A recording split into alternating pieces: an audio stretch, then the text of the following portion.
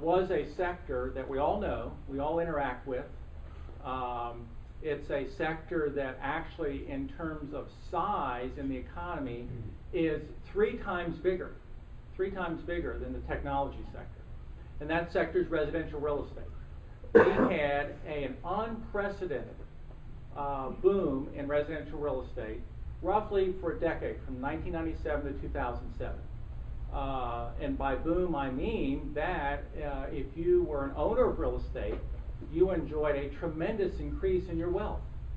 Mary and I have been in our house for almost 30 years, so we were just observing this, but we were making money hand over fist just sitting there owning our house because our house value was going up as this boom was going on. To give you my second statistic of the morning, traditionally homes, if you look over a long period of time, homes traditionally in our country appreciated by about 3% a year.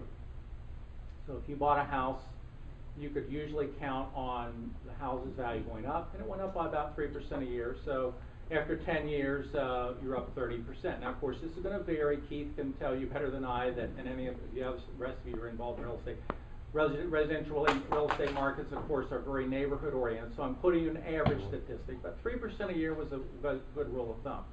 During this boom from 97 to 07, at the peak of that boom, which is in 05, 06, the average house in the country was going up in value 12% in just 1 year.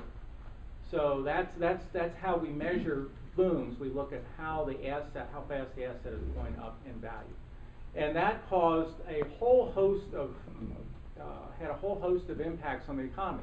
One, of course, it said that anyone involved in residential real estate, whether you were a builder, whether you were a worker, whether you were a homeowner, enjoyed this, made money off of this.